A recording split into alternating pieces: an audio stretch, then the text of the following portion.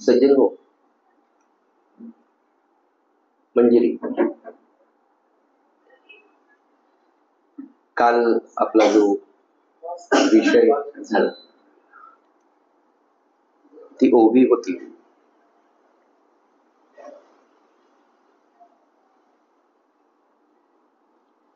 एकूवनी वसता हेही नाठवे त्याची या चित्ता, झाली सर्वत्र सर्वगतता, समसाम्यता समत्वे. कालची शेवटची ओवी होती. त्याचा अर्थ आपण पाहत असताना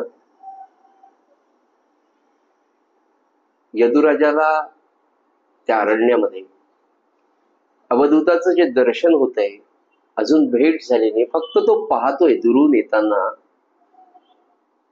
एक सत्पुरुष आहे आणि त्या सत्पुरुषाचा अतिशय सूक्ष्मतेने यदुराजा जेव्हा निरीक्षण करत असतात तेव्हा त्यांना जाणवत आहे की या येणाऱ्या सत्पुरुषाच्या दृष्टीमध्ये काही औरपणा आहे, काही वेगळेपणा आहे, एक विशिष्ट अशी त्याची दृष्टी आहे की ती दृष्टी दृश्याला दृश्यपणाने पाहतच नाहीये. मग ही दृष्टी आहे कशी? तर ही दृष्टी समसाम्यता समत्वे, की सगळीकडे पाहताना कुठेही आश्चर्याचा, आनंदाचा, दुःखाचा, काहीतरी वेगळं आपण पाहतोय अशी कोणती भावना त्या दृष्टीतून दिसत नाही, तर त्या दृष्टीमध्ये समत्व खूप दिसते. अशी समत्व दृष्टी आणि त्या समदृष्टीच्या योगाने त्याच्याकडे पाहिल्यानंतर, त्याच्या नेत्रांकडे पाहिल्यानंतर, त्याच्या दृष्टीकडे पाहिल्यानंतर असं जाणवतं की हा ज्या सगळ्या अरण्याकडे पाहतोय, विश्वाकडे पाहतोय, दृश्याकडे पाहतो, तेव्हा सर्वत्र आपणच सगळीकडे व्यापलेलो आहोत, आपणच आपल्याला पाहतो आहोत, अशी जी एक वेगळ्या प्रकारची अलौकिक, कुठेही न आढळणारी अशी दृष्टी यदुराजाला अवधूताच्या नेत्रांमध्ये दिसते. नाथांनी हे जे वर्णन केले सज्जन हो, एक श्लोक फक्त भागवतातला आहे. त्या एका श्लोकावर जवळपास नाथांनी 16 ते 17 ओव्या लिहिलेल्या आहेत. या ग्रंथाचं वैशिष्ट्य असं आहे सज्जन हो की नाथांसारखा ब्रह्मज्ञानी आणि महान भगवत भक्त हे सगळं आपल्याला सांगतात. भागवतातला एक श्लोक एकादश स्कंदातल्या 7व्या अध्यायामध्ये जेव्हा ते वाचतात तेव्हा काय तादात्म्यता त्या चरित्राशी, त्या कथेशी नाथांची झाली असेल, त्याचं हे स्पष्ट स्वच्छ रूप आपल्याला पाहायला मिळते की नाथ अवधूताला यदुराजा कसा पाहतोय, यदुराजाला काय दिसतंय, याचं यथार्थ वर्णन जणू काही नाथ तर ते पाहतच होते, यात काही शंकाच नाही. पण शांतपणे जर चिंतन केलं तर आपल्या डोळ्यासमोर सुद्धा वाचकाच्या ते चित्र उभं करण्याचं सामर्थ्य नाथ महाराजांच्या या लेखणीमध्ये, या निरूपणामध्ये आपल्याला दिसतं. की ते म्हणाले त्याची दृष्टीच अशी आहे त्या अवधूताची, ती पाहिल्यावर असं लक्षात येते की अरे याला सगळीकडे समत्व म्हणजे काय, तर मीच जणू काही सगळीकडे व्यापून भरलेला आहे अशी त्याची वृत्ती, आपण व्यापलो अशी त्याची साम्यता त्याच्या अंगी बांधलेली होती असं स्पष्टपणे दिसतं. आणि पुढे म्हणाले कर्म कार्य करता जाण, अवघा जाहला तो आपण, क्रियेनी वाहुनिया आण, निंबलोण जीवे केले.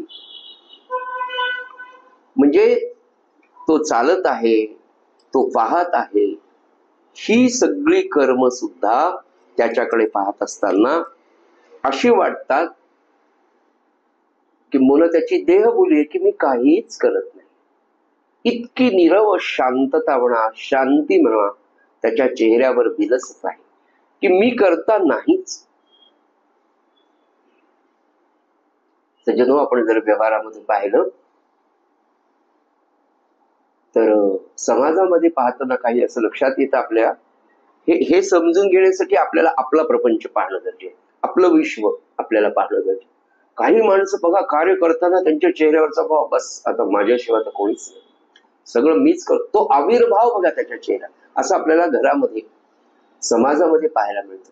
एखादी व्यक्ती कार्य करताना तिचा अहम तिच्या वागण्यातनं, तिच्या बोलण्यातनं, तिच्या चेहऱ्यावर इतका स्पष्टपणे दिसत असतो, किंबहुना आपल्याला हे सगळं पाहायला मिळतं. असं दृश्य कधीच पाहायला मिळत, हे फक्त आपण श्रवण करतो. ज्यांना खऱ्या कोणत्या संताचं दर्शन जर झालं असेल तर त्या संतामध्ये मात्र आपल्याला असं पाहायला मिळतं. पण लाखामध्ये एखादा संत असतो की त्याच्या चेहऱ्यावरचा हा भाव आपल्याला कळतो की नाही, मी करता नाहीच, मी करता नाहीच. पूज्य श्री महाराज इतक्या लोकांना यात्रेला घेऊन जायचे, काय सांगा, त्या काळात 1974 साली 435 लोकांना साखर खेरड्यासारख्या खेड्यातून, की जिथे मोटारी आल्या तर मंदिरापर्यंत मोटारी येण्याचे रस्ते नव्हते, बस स्टँडला बाजूला त्या 4, 5, 6 गाड्या बाजूला उभ्या केल्या. रात्री 700 माणसं आदल्या दिवशी मुक्कामाला, उद्या यात्रेला महाराजांबरोबर जायचं. तुमच्या माझ्यासारखा असता 4 आपले घरचे माणसं जर यात्रेला घेऊन जायचं म्हणलं, आपल्याला केवढा ताण येतो, आपल्या चेहऱ्यावर काय भाव असतात आणि काय चिडचिड असते. घरच्यांनी तर समोरच येऊन येते त्यावेळेला, हे घेतलं का, ते घेतलं का, हे राहिलं का, म्हणजे सगळी जबाबदारी घरच्यांचीच आहे, हे काय नुसतेच काय असतं बघा. हे चिंतन कशासाठी, की काय असेल तो अवधूताचा भाव, कसा आला असेल त्याच्याकडे. हा म्हणजे ब्रह्मज्ञानी पुरुषाची लक्षणं आणि अवधूताचं आता दर्शन जे आहे, अवधूताचं जे वर्णन आहे, काहीच नाही, शांत भाव. सद्गुरु प्रल्हाद महाराज, इतके माणसं आणि प्रत्येक जणाला सोडायला अजून एक जण आलेला. इतक्या लोकांना त्या काळात मंदिरात सुद्धा जागा होती. आज मंदिरात जर आले तर 1000-500 माणसं सहज बसू शकतात.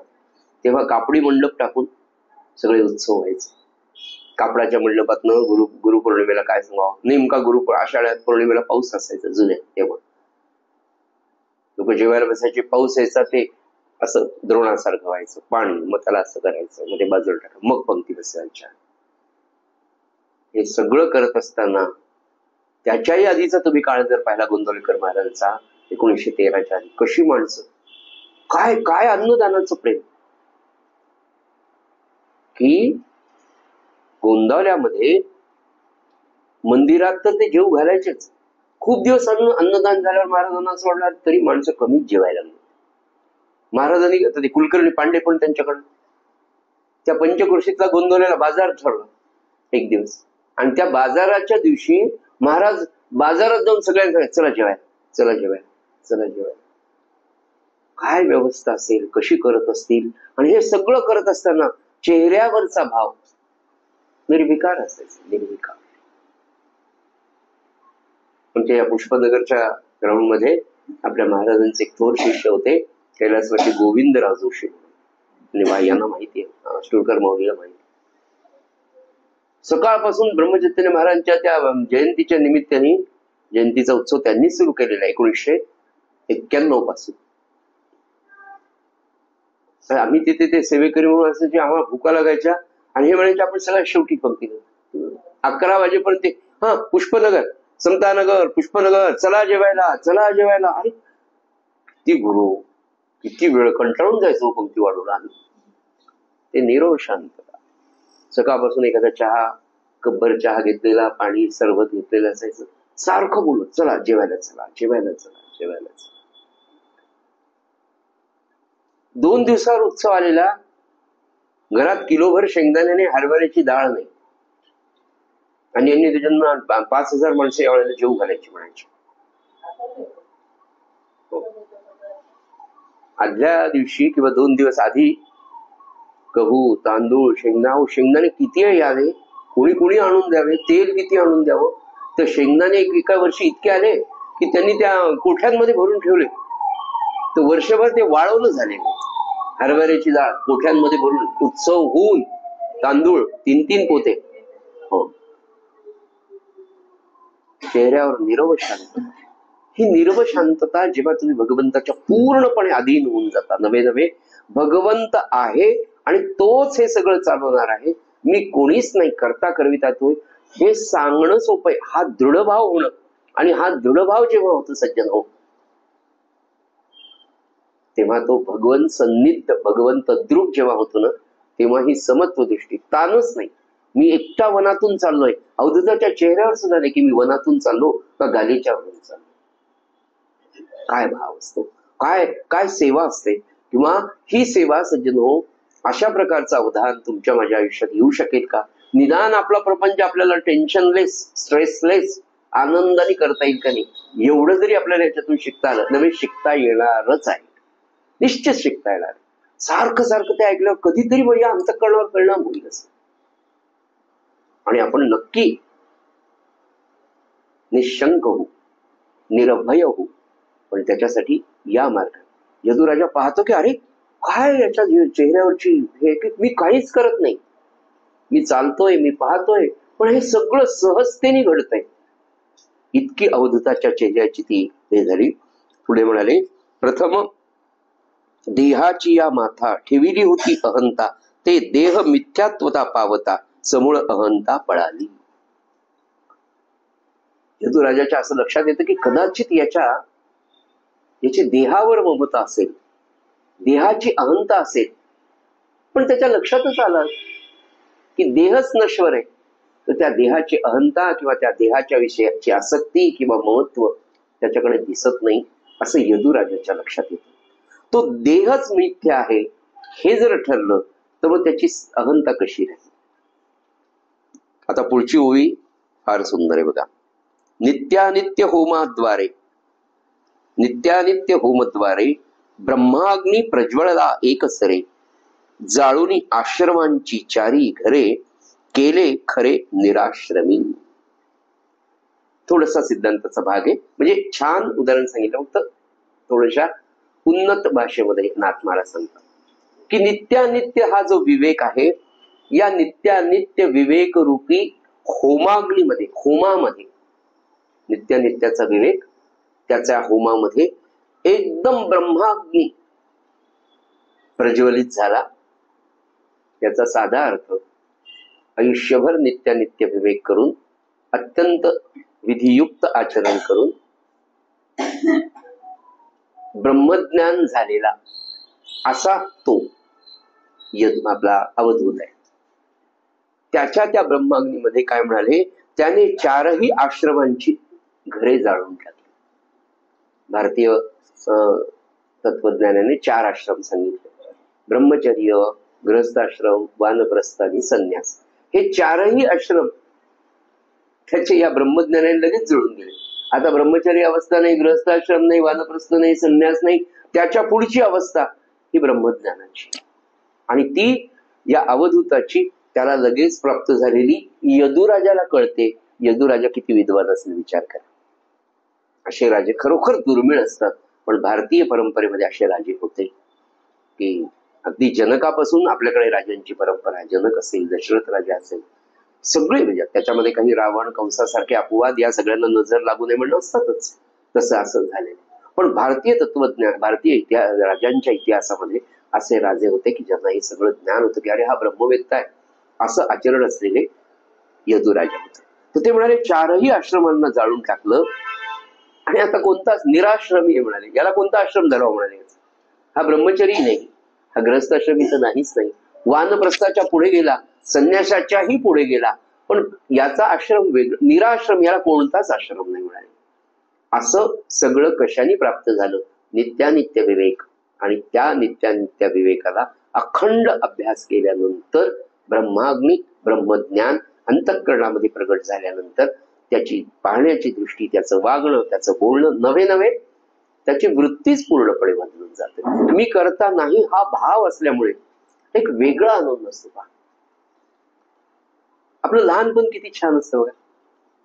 आईने सांगितलं तेवढं काम करायचं, जा ट्युशनला जा, हा होमवर्क केला कर, दळण आणलं, भाजी आणली, काहीच नाही. मी करता भावच नसतो, नाही का. त्याच्याही पुढची अवस्था म्हणजे हे समजावून मी म्हणतो कशी असेल की तो करतोय, तो करतोय, मला फक्त we have to just do our duty, मला फक्त माझं कर्तव्य करायचं. आणि अशा आनंदामध्ये राहणं, काय काय कशाचा ताण येईल, मग आनंदच गेली. म्हणून महाराज काय म्हणाले, मी करता हे पुसून टाका, राम करता. आता राम आपला कोण आहे? सगळं महाराज करणार आहे. याचा अर्थ आपण पांघरून घेऊन झोपू नये, कारण परमार्थामध्ये हा एक धोका असतो. ते करतात, आपण कर्तव्य आणि व्यवहाराला कधी सोडू नये. व्यवहार दृष्ट्या जेवढे पाहिजे तेवढे अखंड प्रयत्न करावे. महाराज काय म्हणाले, जीवनामध्ये वागत असताना किती प्रयत्न करावे?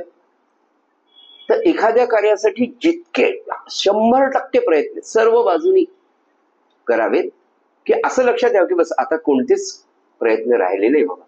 एवढे सगळे प्रयत्न एखाद्या कार्यासाठी केले की त्यांच्या कानावर घालावं, निवांत माळ घेऊन बसावं, काय रिझल्ट येणारे पहा. जो रिझल्ट येईल आपल्याला तात्पुरता आवडणारा नसेल, पण तो आनंदाने स्वीकारावा. थोडा काळ गेला की लक्षात येतं आलेला रिझल्टच चांगला आहे. तर ही भावना जेव्हा माणसाची निर्माण होते, तेव्हा अशा प्रकारचं वागणं तुमच्या माझ्या सामान्य साधकाच्या आयुष्यामध्ये यायला सुरुवात होतं. त्याच्यासाठी हे इतकं बारीक श्रवण नाथ महाराज आपल्याला सांगतात. पुढे म्हणाले की या आश्रमामध्ये काय वैशिष्ट्य होतं? म्हणाले पुढे त्यांनी सांगितलं, त्या आश्रमा माझी होती शास्त्र श्रवण विधी वाद पोथी, ते जळाली जी निश्चिती भस्म हाती न लगेची. वानप्रस्थाश्रम आहे, संन्यासाश्रम आहे, गृहस्थाश्रम आहे, ब्रह्मचर्य, या चारही आश्रमामध्ये वागत असताना शास्त्राचे नियम पाळावे लागतात, काही विधी निषेध ते पाळायचे असतात. पण इथे सगळं जळून गेलं म्हणाले, कारण यांचा आश्रमच कोणता राहिला नाही. हे त्याच्याही पुढे गेलेत, त्याच्यामुळे कुठला विधी निषेध सदा भागच राहिला नाही म्हणाले. आणि ती जळून खाक झाली ती पोथी. कशाची? कोणते नियम पाळायचे, कोणते विधी निषेध आहे, याची जी पोथी होती म्हणाले, ती सगळी जाळून त्याची राख गेली आणि अवधूतांनी ती अंगाला पांघरली. हे काय म्हणतात त्याला, सूचक आहे. हे सगळं सांगायचंय त्यांना. या सगळ्यांच त्याच्या पुढे तो अवधूत आहे म्हणाले.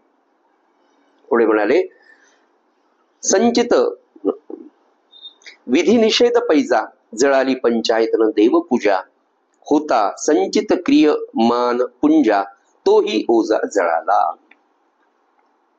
आता जिथे त्या अवधूताचा भावच अकर्तात्मक बोध आहे, म्हणजे मी काहीच करत नाही, हा भाव जर त्यांनी ठरलेलाच आहे की चालविसी हाती धरून या, जेथे जातो तेथे तू माझा सांगाती, चालविसी हाती धरून या. ही तुकाराम महाराजांची जी अवस्था आहे ना, जे भोगत होते, जे आचरण करत होते, ती त्यांनी शब्दांमध्ये दिली. अगदी तीच आहे की मी काहीच करत नाही, करता करविता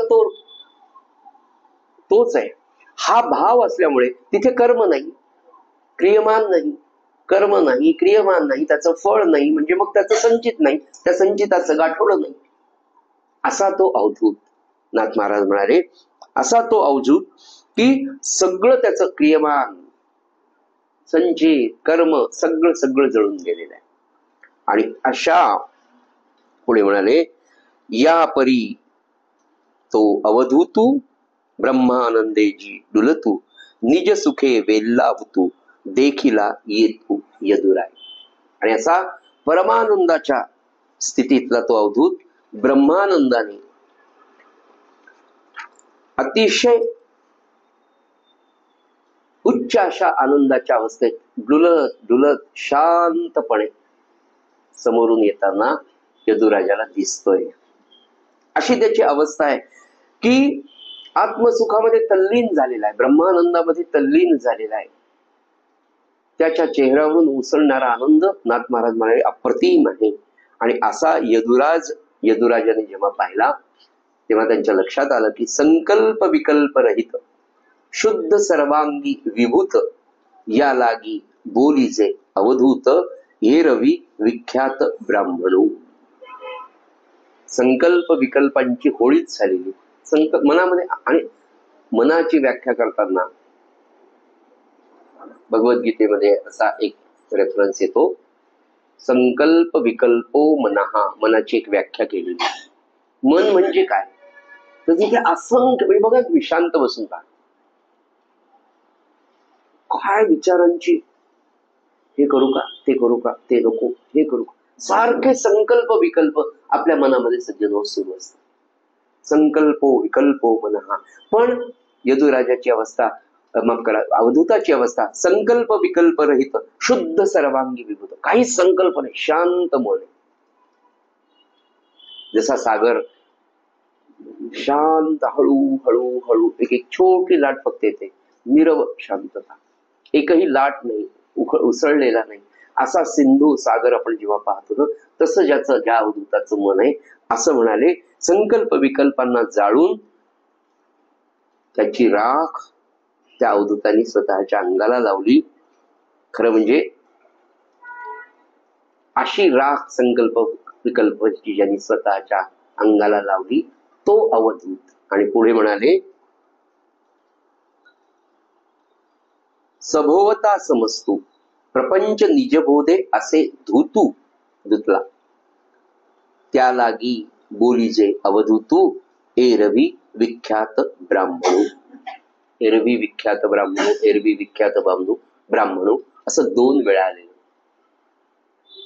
खरं म्हणजे हा विख्यात ब्राह्मणच आहे एरवी, पण त्याची वैशिष्ट्य ते सांगताना म्हणाले की ज्याचा अहम धुवून टाकलेला आहे, अवधूत, ज्याचा अहम संपूर्णपणे धुवून गेलेला आहे, धुवून टाकलेला आहे, तो अवधूत, असं यदुराजा आपल्याला सांगतात. पुढे म्हणाले, तोच योगी आहे, तोच पुनीत आहे. अहम धुई तो अवधूतू, तोची योगी तोची पुनीतू, जो का अहंकार ग्रस्तू तोची पतितू जन्म कर्मी. अहंकाराचं वस्त्र, किंवा त्याला असं म्हणता येईल की अहंकारग्रस्त असतो तो जन्मकर्मामध्ये अडकतो आणि मूळ स्वरूपापासून घसरतो. ही तुमची माझी अवस्था आहे. आपला अहम धुतलाच जात नाही, कितीही धुवा थोडासा खाली तरी राहतो. म्हणजे फाल्गुन चैत्राच्या महिन्यामध्ये जिकडे तिकडे नुसती जमीन पांढरी पांढरी पांढरी दिसते, काही दिसत नाही. पहिला फक्त मृगाचा पाऊस किंवा रोहिणी आणि मृगाचा पाऊस पडून जा, जी पांढरी सगळी डोंगर दिसत असतात ती सगळी पहिल्या 2 पावसामध्ये पुन्हा तिथे हिरवळ दिसते. ती हिरवळ असते किंवा ती हरळी जी असते ना, ती दिसत नाही. पहा, चैत्रामध्ये दिसत नाही, वैशाखामध्ये दिसत नाही. आणि जेव्हा पहिल्यांदा पहिला पाऊस येतो, ती हरळी कुठे होते माहित नाही, पण सगळी डोंगर हिरवगार करून टाकतात. न दिसणारा सूक्ष्म असा जो अहंकार सज्जन हो, तसा तुमच्या माझ्यामध्ये कायम पसरलेला असतो आणि त्याच्यामुळे आपण सारखं घसरतो. परमार्थाचा जो मार्ग आहे ना सज्जन हो, तो निसरड आहे हो. पटकन पाय घसरतो. म्हणजे कितीतरी वर जावं, सापशिडीचा खेळ सगळ्यात छान. टाकलं दान गेले 80-85 वर गेले, पुन्हा एक दान टाकलं म्हणजे एखादं कर्म आपण करतो, सर्व दिशी 5व्या स्थानावर येऊन. सापशिडीचा खेळ हा मानवी जीवनातल्या अहंकाराचा, कर्माचा, सत्कर्माचा, सदाचरणाला जर आपण लावून पाहिला तर सापशिडी सारखा खेळ नाही. त्या सापशिडीच्या खेळामध्ये सावध राहा, पण आपल्या हातात काही नाही. किती दान पडेल तुमच्या हातात आहे का? म्हणून ती जशी वाट परमार्थाची परमार्थाचा मार्ग किंवा वाट निसरडी, केव्हा पाय घसरून तुम्ही खाली या. म्हणून महाराज काय म्हणाले, या परमार्थामध्ये मिळवणं सोपं आहे. एक अवस्था, विशिष्ट नाम घेतलं, आचरण केलं, इतक्या दिवसाचं अनुष्ठान केलं, प्राप्ती होते. पण मिळवलेलं टिकवणं फार कठीण आहे. जे काही साधन आपल्याला सज्जन महाराज म्हणतात बरं का, आपल्याला दुसरं महाराजांशिवाय सांगता येत नाही, आपल्याला माहिती नाही दुसरं ज्ञान. पण महाराज म्हणाले की हे साधकांनी जितकं मिळवलं तितकं टिकवणं त्याच्यापेक्षा जास्त अवघड असतं. याचं सोपं उदाहरण याच्यामध्ये सांगतो की विश्वास संपादन करणं फार सोपं आहे, पण एकदा तुमच्यावर लोकांनी विश्वास ठेवल्यानंतर तो जन्मभर तुम्ही टिकवणं ही तपश्चर्या आहे. अगदी तसं साधनाचं आहे. नाही 2 महिने 4 महिने 13 कोटी झाला, 16 कोटी 3.5 कोटी जप झाला, हे एकदम पठार अवस्था आहे. लग्नच निघाले, आमकच झालं, जपच झाला नाही 2 महिने, की जे कालपर्यंत आपण म्हणतो मस्त व्हायला बसलो. म्हणून अखंड सावधान, जपाकडे लक्ष झाला पाहिजे. आपली वेळ नाही का, सकाळची कामं सकाळी 4 ते 6 करा. 7 वाजेपासून तुम्हाला कोणी मोकळ सोडणार नाही, तुम्हाला प्रपंचाची कामं असणारच. पण सकाळचा न दिसणारा, कोणाच्या लक्षात न येणारा आणि आपल्याला हमखास वेळ मिळणार की 4 ते 6च्या वेळात तुम्हाला कोणीच उठवणार नाही, ती वेळ साधून घेऊन रात्री झोपायच्या आधी, सकाळी उठल्याबरोबर असा काहीतरी नित्याचा वेळ काढून आपली जपसंख्या पूर्ण करणं हेही तितकंच महत्वाचं आहे. पुढे म्हणाले की तोच योगी आणि तो अहंकारग्रस्त जर झाला तो जन्म मरणाच्या फेऱ्यामध्ये अडकतो आणि मूळ स्वरूपापासून. पुढे म्हणाले वार्धक्य यावे देहासी तव देहपण नाही देहापासी रिगमू नव्हेच जरेसी तारुण्यासी ते मूळ आणि कही त्याची लक्षणे निच नवा बोधू मैळो नेणे भोगिजे नित्य नूतनपणे परम तारुण्ये टवटवला. त्या अवधूताचं वर्णन करत असताना यदुराजा सांगतो, तो म्हणतो की काय सांगू तुम्हाला, त्या अवधूताच्या देहाला, त्याचा देह पाहिला, सतेज कांतिमय देह आहे, अतिशय सुंदर आहे. आणि त्या देहाला वार्धक्य आले असं म्हणावं तर त्याच्या देहाला मुळी देहपणच नाही. काय होतं बघा, मनाची अवस्था जर कायम प्रसन्न राहील, आणि ती कशाने प्रसन्न राहील तर कलियुगामध्ये फक्त अखंड नामस्मरण. आणि हे असं होतं का? 100% आपल्याला मी सांगितलेलं ही गोष्ट की श्री महाराजांचा देह नामाने इतका भरून गेला होता की चतकोर पोळी एवढा भार. कसा तरी महाराज लोकांच्या पंक्तीला बसल्यावर अभिनय करत खात असायचे. आजारी पडले, वैद्य म्हणाले की यांना थोडं जास्त साजूक तूप, 2-2, 3-3 चमचे गाईचं साजूक तूप यांच्या पोटात गेलं पाहिजे. आता 3 चमचे साजूक तूप पोटात जाण्यासाठी निदान एवढा भार, एक छोटी दशमी तरी खावं लागेल की. म्हणून त्यांना एक दशमी 2-3 चमचे त्याच्यावर तूप टाकलं. महाराज म्हणाले कशासाठी टाकतोय? ते म्हणाले उष्णता वाढली, वैद्यांनी सांगितलंय. आयुष्यभर तर हेच केलं म्हणाले, कधीच न जेवलेला माणूस. जेवण झाल्यावर त्यांच्या बरोबर तुकाराम शास्त्री धर्माधिकारी म्हणून होते. त्यांना विचारलं की अहो त्या शिष्यानी ज्यांच्याकडे महाराज उतरले होते त्या सुरेश गावपांड्याने की महाराज जीवत नाही हो, काळजी वाटते. वैद्यांनी औषधं घ्यायला सांगितली, त्याच्यासाठी पोटात काही जायला पाहिजे.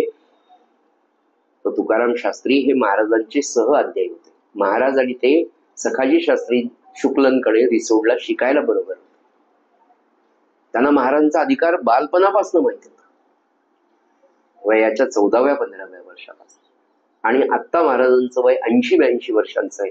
तेव्हा तुकाराम शास्त्री त्या गावपांडे काकांना म्हणाले, सुरेशराव त्यांचा अन्नमय कोश नाममय झाला, त्यांचं पोट आता अन्नानी नाही भरत, नामानी भरत. त्यांची भूक नामाची आहे. याचं कारण सज्जन हो, त्या विशिष्ट नामसंख्येनंतर त्या टाळूमधून निर्माण होणारा जो स्त्राव असतो अमृताचा, तो अखंड सुरू असतो. की तुम्ही त्यांना आपल्या लौकिकातला एखादा गोड पदार्थ दिला ना तर तो त्यांना नको असतो, कारण त्याची चव खूपच कमी आहे, कारण तो फक्त गोड असतो. या अमृताची मधुरता आणि गोडत्व गोड गोष्टी वेगळ्या आहेत बरं. आणि तो स्त्राव असंख्य अखंड होत असल्यामुळे भूकच लागत नाही.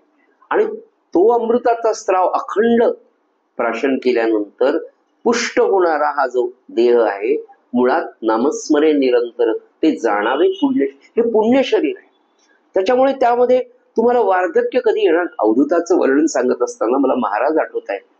त्याचं कारण सारखेपण आहे, कारण दोघे ब्रह्मज्ञ आहेत. आणि ते म्हणाले, यदुराजा म्हणतो की त्याला वार्धक्य येणं शक्यच नाही, कारण त्याचं शरीर हे अखंड टवटवीत आहे, कारण तो अखंड ब्रह्मानंदामध्ये. नाही का? एखाद्या वेळा आपण आता आपल्याला फक्त एवढंच माहितीये की फळं आणली फ्रीजमध्ये ठेवली, चांगले चांगले सफरचंद ठेवले, टवटवीत तसेच राहतात, 4-5-6 दिवस राहतात की एवढाच अनुभव. याच्या पुढचा हा फार मोठा अनुभव आहे. अखंड ब्रह्मानंदामध्ये अखंड अमृताचा स्त्राव आहे, वरचं काहीच खायचं नाही, सगळं प्युअर आहे. तर ते शरीर, तो आनंद, त्या ब्रह्मानंदामध्ये राहणारा माणूस, त्याचं शरीर कधी वार्धक्याकडे जाईल का? कधीच जाणार नाही. ते म्हणाले त्याला देहपणच नाही, त्याच्यामुळे त्याला वार्धक्य कसं येणार? आणि वार्धक्याला मुळी शिरकाव नसल्याने पुढे म्हणाले परम तारुण्ये टवटवला.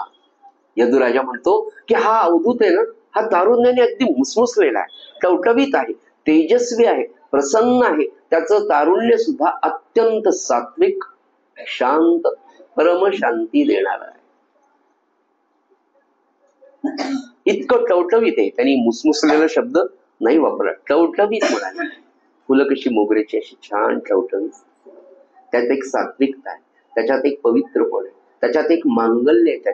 त्याच्या तारुण्यात पवित्रता आहे, मंगलता आहे, सात्विकता आहे आणि नीरव शांत आहे, समाधान, शांत असा तो तरुण असलेला म्हणाले तारुण्याला कायम ठेवलं आहे. आणि अजून पुढे ते म्हणाले नाथ महाराजांनी अजून त्या ब्रह्मज्ञानी पुरुषाची काही फार सुंदर लक्षण सांगितली. ऐकून ठेवावीत. ऐकलं म्हणजे आपल्या अंतःकरणाला कुठेतरी जर भिडलं ना तर मनुष्य त्याचं चिंतन करतं. नाही काय माझं, मी म्हटलं तुम्हाला हा 1 तास सोडला आपलं जे नाम असेल तो, त्याच्यानंतर आपण कायम या संसारामध्ये बुडलेलो. हा विचार कितीतरी दिवस आपल्याला स्पर्श सुद्धा करत.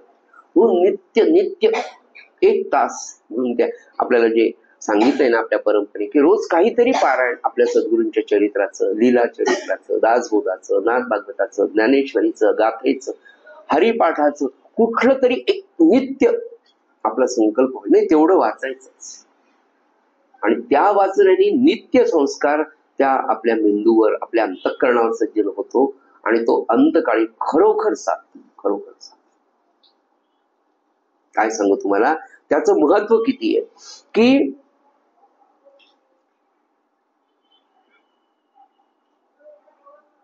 एक बाई होत्या, त्यांचं नाव पुण्यात राहत होते, वाईकर त्यांचं. त्या काकूंचं आडनाव मला माहिती आहे पण नाव पहिलं आठवत नाही. वाईकर अतिशय सामान्य कटकटीचा प्रपंच. 3-4 लेकरं, अतिशय कमी पगार, त्यांचं संगोपन, आजारपण, ह्या सगळ्यांमध्ये पण माऊली स्वामी समर्थांच्या शिष्य होत्या.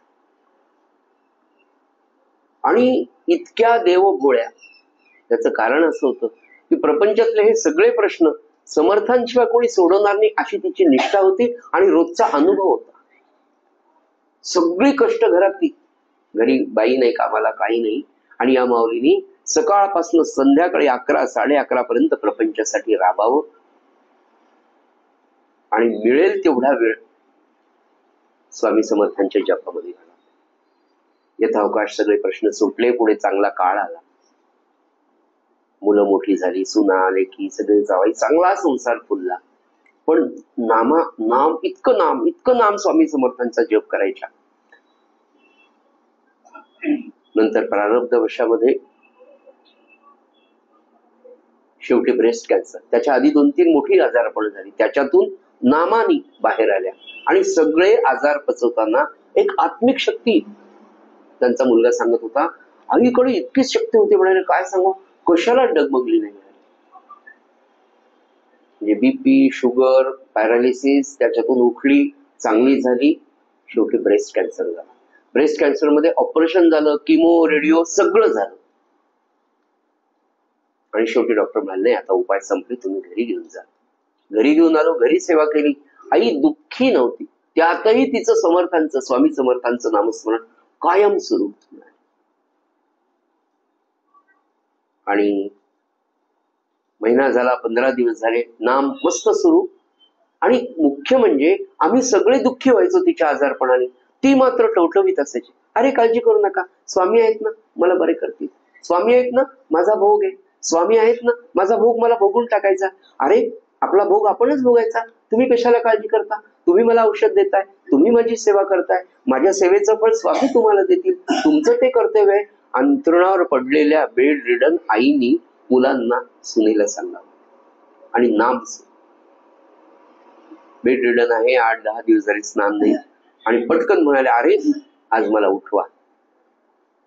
सुनेला म्हणले अगं आज एकादशी, मला स्नान घाल, मला बसून स्वामींचा जप करायचा. एकादशीचा दिवस मुलांनी सुनांनी आईला निघितलं. छान स्नान घातलं, चांगली साडी बिडी नेसल्या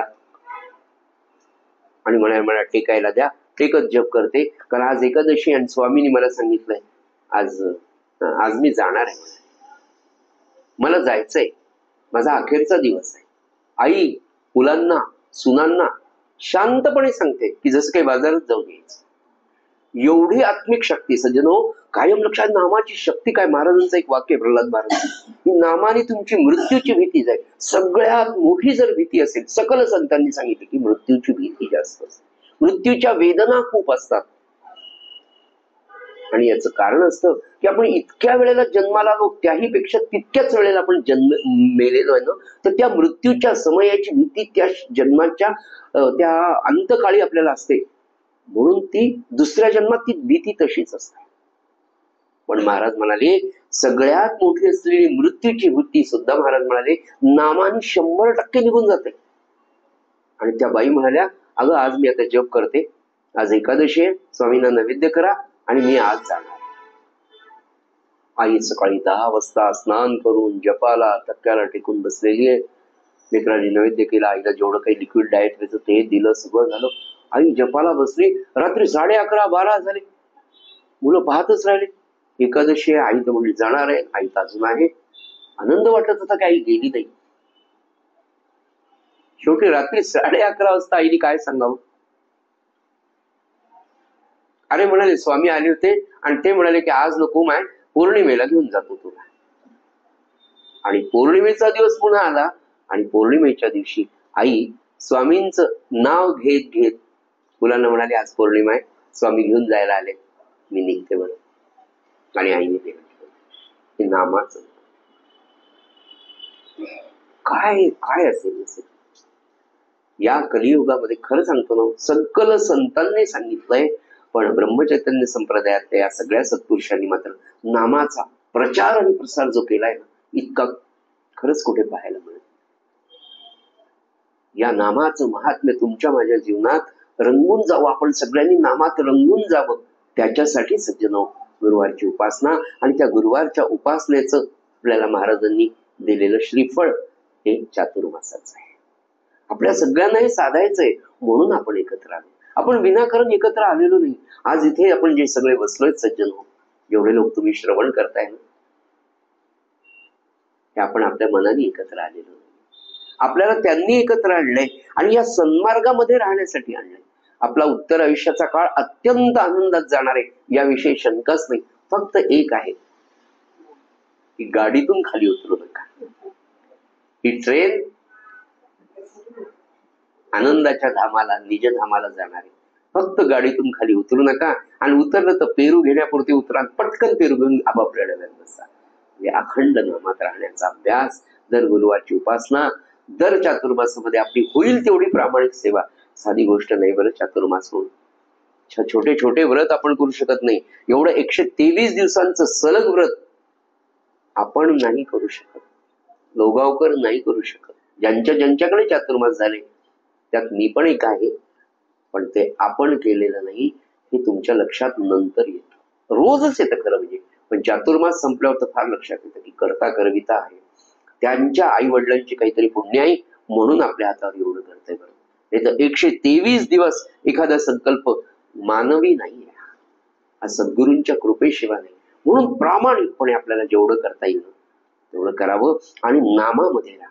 ते काय म्हणाले की अहो अगदी टवटवीत आहे त्याचा देह आणि हा देह असा शेवटपर्यंत राहू शकतो, फक्त नामामध्ये राहायचं. पुढे महाराज पुन्हा काय म्हणतात माहिती का, अरे देहात जाऊ द्या म्हणाले, तुमचं मन तर त्या उमलणाऱ्या फुलासारखं कायम असतं. जन्माच्या वेळी जितकं ते टवटवीत असतं ना, तितकंच टवटवीत देह ठेवताना असतं. फक्त त्याला सारखं चार्ज करणं, त्या मनाला सारखं स्थिर ठेवणं, त्या मनाला सारखी स्ट्रेंथन, त्याला सारखं सामर्थ्य देण्याचं काम भगवंताचं नाम करतं. पण त्या भगवंताच्या नामामध्ये इतकी ऊर्जा, इतकी शक्ती आहे ना सज्जनो, फक्त त्याचा अनुभव घेणारा पाहिजे. आणि महाराजांनी आयुष्यभर मला सांगा एवढं वेद, उपनिषद, शास्त्र, भागवत, रामायण ज्यांच्या मुखोद्गत होत, प्रस्थान त्रयीचं अध्ययन केलेले श्री महाराज गोंदवलेकर महाराज, रामानंद महाराज, ब्रह्मानंद महाराज यांनी आयुष्यभर दुसरा कोणता व्यवसायच केला नाही. म्हणजे आपण जेव्हा प्रल्हाद महाराजांच्या चरित्राचं चिंतन करतो, गोंदवलेकर महाराजांच्या शेवटच्या काळामध्ये त्यांना ट्रस्ट स्थापन करायचं, तेव्हा एक फॉर्म भरून द्यावा लागला. त्या फॉर्मवर होतं, शासकीय फॉर्म होता महाराजांच्या काळात. आपण नाव लिहितो, धंदा, तुमचा व्यवसाय काय? गोंदवलेकर महाराजांनी नाव लिहिलं स्वतःच, श्री ब्रह्मचैतन्य रामदास. व्यवसाय अखंड नाम घेणे. प्रल्हाद महाराजांचा विचार केला, आयुष्यभर महाराजांनी काय केलं? इतके विद्वान, किती भागवत, किती रामायण कथा, किती प्रवचन करून लौकिक अर्थाने एखादा शास्त्री पंडित असता तर किती पैसे त्या ज्ञानावर ते मिळू शकते. पण ज्या सत्पुरुषाला स्वतःच्या सद्गुरूंनी सद्गुरुपदी विराजमान केल्यावर सुद्धा ते म्हणाले, तुम्हाला रामानंद महाराज अनुग्रह देतात बरं, मी फक्त सांगतोय. म्हणजे तुमचे सद्गुरू मी नाहीच, मला फक्त त्यांनी सांगितलंय नाम द्या, अनुग्रह द्या, पण सद्गुरू तेच आहे, तेच तुम्हाला सांभाळणार आहे. हा त्यांचा फोटो घ्या, याची पूजा करा. मग शिष्य म्हणायचे, महाराज तुमचा फोटो नाही, त्यांच्या पायाशीच नाही, माझा वेगळा फोटो नकोच. काय लीनता आहे. आणि मग जेव्हा असा एक सत्पुरुष आयुष्यभर नैष्टिक ब्रह्मचर्य, काय अवधूतांपेक्षा वेगळं आहे. मला हे अवधूतांचं वाचत असताना सारखं महाराज समोर दिसतं. कोणताही यातलं कॅरेक्टरिस्टिक्स, कोणताही गुणधर्म वाचा, जसाच्या तसा श्री महाराजांना लागू पडतो. आणि असा म्हणाले, हा टवटवीत शेवटपर्यंत श्री महाराज अगदी असेच होते. काय सांगा, आधी व्याधी ज्या झाल्या, आधी तर नाहीच, व्याधीच लौकिक अर्थाने त्या त्यांना नव्हत्याच. हजारो शिष्यांची सगळी कर्म जेव्हा घेता तुम्ही पोटात, आणि त्याच्या उद्धाराला त्याचा मार्ग ब्रह्मज्ञानी पुरुष का तुम्हाला सद्गुरू म्हणून पाहिजे असतो, तर तुमची केलेली जन्मभराची पाप फेडण्याची शक्ती फक्त त्याच्यात असते. बाकी सामान्य महाराजांमध्ये ती नसते. म्हणून ब्रह्मज्ञानी सद्गुरू हवा. आणि आपण सगळे इथले भाग्यवान आहोत की आपल्याला तसा सद्गुरू ब्रह्मज्ञानी असलेला, क्षोत्रिय असलेला, दयाळू असलेला आपल्याला प्राप्त झाला. या अवधूताचं हे चिंतन करत असताना सज्जनो, पुढची लक्षणं सांगताना नाथ महाराज सांगतात की ज्ञानी पुरुष, म्हणजे त्यांना असं म्हणायचं ब्रह्मज्ञानी पुरुष, हा देहाने सामान्य माणसांसारखाच दिसत असतो. या समाजामध्ये वावरताना खरंच फार फार अवघड आहे. म्हणजे मला जे पाहिलं तेवढंच मी तुम्हाला सांगतो. अनेक सत्पुरुष असे की ते तुमच्या बरोबर आपल्याला समाजामध्ये दिसतात, पाहतो आपण त्यांना. तुमच्या माझ्यासारखा पोशाख, तुमच्या माझ्यासारखा गृहस्थाश्रम, तुमच्या माझ्यासारखं वागताना ते दिसत असतात. पण त्यांचं मन जे सज्जनो, ते मन खऱ्या अर्थाने उन्मन झालेलं असतं. ते फार वेगळं असतं. ते या विश्वमनाशी जोडलेलं असतं आणि ते आपल्याला दिसत नसतं. त्या सत्पुरुषाचं अंतःकरण, त्याच्या अंतःकरणातली शक्ती जी आहे ना, ती तुमच्या माझ्यासारख्या सामान्य माणसाच्या लक्षात येत नाही. हा, कोणाच्या लक्षात येईल? जो यदुराजासारखा काहीतरी ब्रह्मवेत्ता किंवा ज्ञानाचं जाण असलेला असतो, अशा सत्पुरुषांच्या ते लक्षात येतं. म्हणून देहात असलेले सत्पुरुष सुद्धा आपल्या जवळ असतात, पण आपल्याला लक्षात येत नाही का तो तुमच्यासारखाच दिसतो, तुमच्यासारखा बोलतो, तुमच्यासारखा वागतो, तुमच्यासारखा गृहस्थाश्रम करतो. कसा ओळखू येणार? मला ते धर्मपुरीकर मामांचं उदाहरण कळत. ते म्हणजे माझ्या सद्गुरूंनी म्हटलं, काय महाराज तुम्ही मला शिकवता भाजी काय आणायला गेले? म्हणजे तुम्ही कशाचे आले महाराज? ते म्हणजे अरे मी महाराजच नाही. आणि त्याच्या पुढे म्हणजे धर्मपुरीकर तुम्ही तरी एक बायको केली, मला 2 बायका आहेत म्हणाले. हा, 2 बायकांचा प्रपंच मिळाले. मी भाजी आणायला जरी उठलो असं तरी माझ्या अंतःकरणातलं भगवंताचं स्थान किंवा स्मरण एका सेकंदासाठी नाही, फ्रॅक्शन ऑफ सेकंदासाठी सुद्धा ढळत नाही. धर्मपुरीकर, तुमच्या धर्मपुरीकर मामानी अगदी पाहून सद्गुरू काय ओळखणार मला सांगा? साधं धोतर, नेहरू शर्ट, पटका, टोपी काहीतरी घालेल तो, कसं ओळखणार तुम्ही? कोणत्याही सत्पुरुषाचा फोटो पहा तुम्ही आणि तुम्हाला जर सांगितलं नाही की हे अमके महाराज आहे, तुम्हाला काय साधारण काय ओळखणार तुम्ही? कारण आपली जी दृष्टी आहे ना, सामान्य प्रापंचिकाची दृष्टी ही विषयानेच भरलेली. त्या सत्पुरुषाच्या हातात जर तुम्ही घड्याळानं अंगठी पाहिजे, बापरे यांना काय करायचं सांगते, आणि तू आपल्या तर 10 मोठा अंगठ्या, त्यांच्या एकही नको. काय वृत्ती आहे आपली? आपली सत्पुरुषांकडे पाहण्याची वृत्ती सुद्धा विषयाच्या अधीन असलेली असते. त्याच्यामुळे सत्पुरुष आपल्याला ओळखू येत. त्याच्यासाठी ती तशी सात्विक बुद्धी आणि दृष्टी असल्याशिवाय सत्पुरुष. म्हणून ज्ञानी मनुष्य हा दिसायला तुमच्या माझ्यासारखा जरी दिसत असला सज्जन हो, तरी त्याचं मन फार वेगळं असतं, निराळं असतं. आणि ते मन सर्वव्यापी असतं. सर्वव्यापी का असतं? तर त्याचं मन नामस्मरणाने, साधनेनी, सदाचरणाने सूक्ष्म होऊन, अतिसूक्ष्म होऊन विश्वमनाशी म्हणजे त्या परमात्म्याशीच, विश्वमन आपल्याला समजण्यासाठी त्या परमात्म्याशी अगदी तादात्म्य पावलेला असल्यामुळे, तो परमात्म तद्रूप झालेला असल्यामुळे सगळीकडे त्याचं मन व्यापलेलं असतं. म्हणून ती अवस्था येते की जिकडे तिकडे मीच आहे, वेगळं कोणीच नाही. हा भाव निर्माण होण्याचं कारण त्याच्या अंतर्गत असलेली त्याची शक्ती आणि सर्व भूतामध्ये. मग हे सर्व व्यापित्व असल्यामुळे त्याला कोणाहीकडे पाहिलं, हाही माझा, हाही माझा, हा माझा, हा माझा, परके आपपरभावच राहत नाही. आणि हा आपपरभाव तुम्हा आम्हाला अनुभवायला मिळेल का? दुसरा प्रश्न आपल्या. तर नक्की केव्हा येईल? हळूहळू जसं नाम वाढत जातं ना, तुमच्या मनात कधी आपण अंतर्मनात झोकूनच पाहत की 5 वर्षापूर्वी नाम न घेणारा मी आज 5 वर्ष झाली नाम घेतोय, तर माझ्या वृत्तीमध्ये किती फरक पडत चाललाय. हळूहळू बघा तुमच्या इथली द्वेष, तुमच्यातला मत्सर, तुमच्यातली आपपरभाव खरंच कमी होते, खरंच कमी होते. आणि त्याच्याही पुढे तुम्हाला जाऊन सांगतो, मी अनुभवलेली गोष्ट सांगतो. खूप नाम घेणारा जर असेल ना आपल्या घरात एखादी व्यक्ती, तर त्या व्यक्तीविषयी कुणालाही न सांगता आपोआप त्याच्याविषयी सगळ्यांना माया निर्माण होते, त्याच्याविषयी रिस्पेक्ट निर्माण होतो, त्याच्याविषयी आपुलकी, स्नेह, प्रेम निर्माण होतो. घरात एखादी व्यक्ती असू द्या तुम्ही नाम घेणारी, ती कोणाशी बोलणार नाही, हळूहळू तिचं बोलणं कमी होईल, ती नामामध्ये राहील. पण तिच्या भोवती नामाच्या प्रभावामुळे असं एक आवरण तयार होतं सज्जन हो, मी तुम्हाला काय सांगू, की त्याच्याविषयी सगळ्यांना प्रेम, रिस्पेक्ट, आदर आपोआप निर्माण होतो. फक्त त्याच्यासाठी. म्हणून म्हणलं ना, घरामध्ये एक तरी व्यक्ती, खरं म्हणजे सगळेच हवे, कारण सगळ्यांना निजधामाला जर जायचं, पण एक तरी व्यक्ती अशी अखंड नामामध्ये भिजलेली पाहिजे.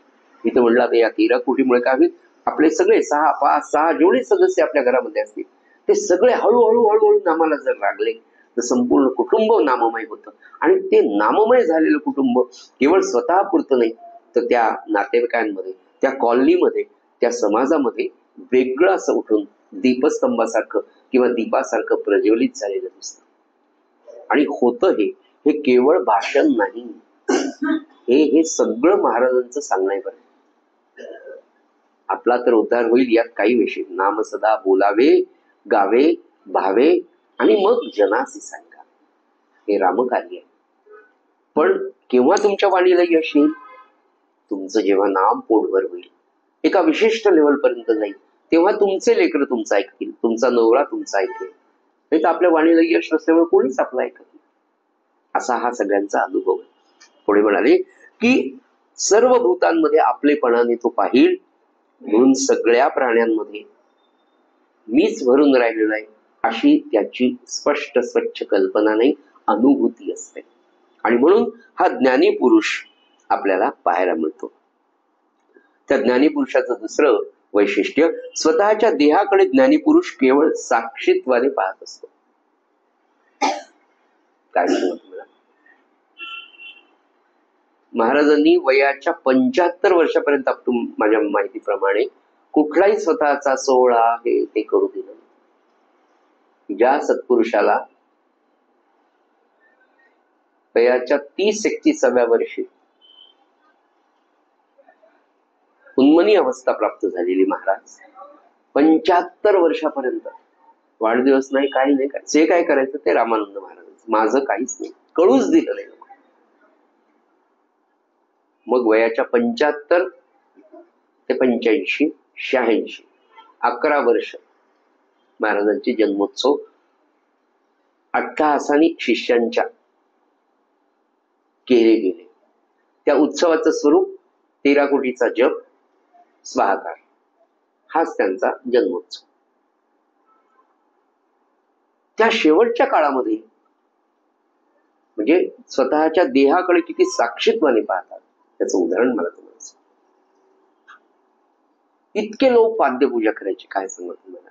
एका दिवशी 50 वेळेला महाराजांची पाद्यपूजा. महाराजांचं वय 82-84 वर्षाचं झालेलं. बरं, आता काय सत्शिष्यांच्या विषयी काय बोलावं. पाणी, लगेच दूध, लगेच पाणी, हळद, कुंकू, अक्षदा, लगेच नुसतं वरून वरून पुसून घ्यायचं. नमस्कार, हा झालं. तळपायांच्या या बोटांमध्ये त्या अक्षदा, हळद, कुंकू, हा सत्पुरुष तर देहातीतच, काही प्रश्नच म्हणजे देहाचं भान नसलेलं साक्षीत्वानी. त्यामध्ये ते हळद, कुंकू, अक्षदा बसून बसून आपल्यासारखं असतात. लगेच पुन्हा स्नान बिन करून स्वच्छ करून डेटॉल लवका नामक तिथे स्वतःच्या शरीराकडे साक्षीत्वानी पाहणं. काय शिकल्या व्हायच्या महाराज. अरे काही नाही. एवढा मोठा भिंगोटा चावला. 2 तासाची उपासना झाल्यावर म्हणले, अरे तुळशीतली थोडी माती आणतो का, इथं काहीतरी झालंय माझ्याकडे.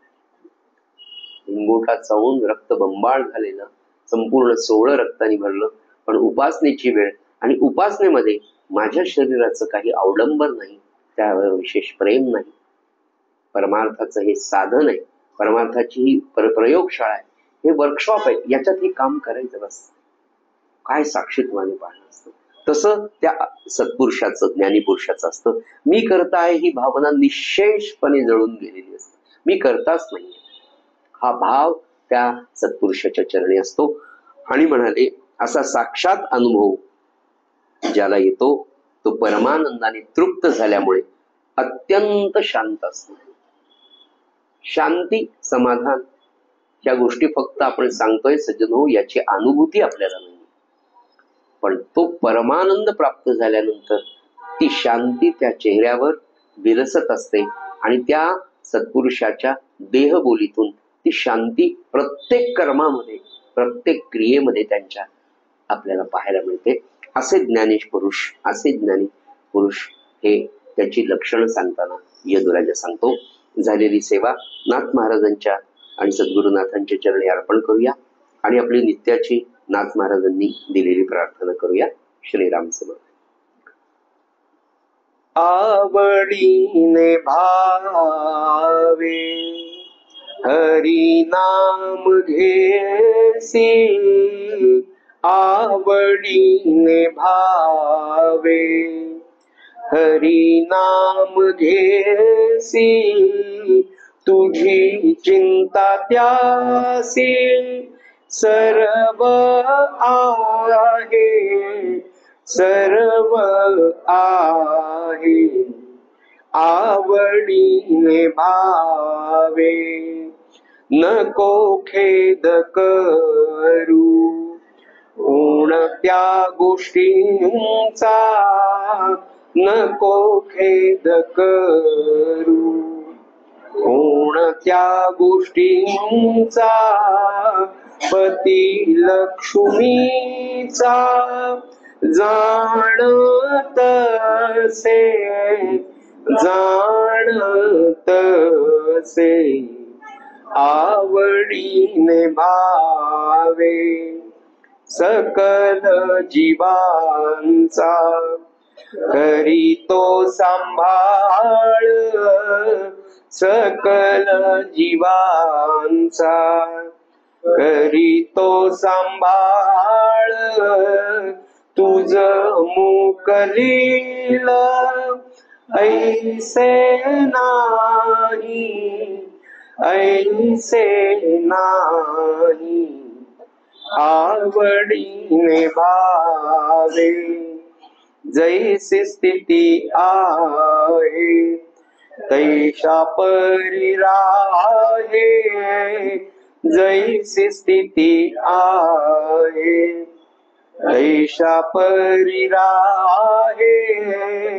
कवतुक पाहे संचिताचे,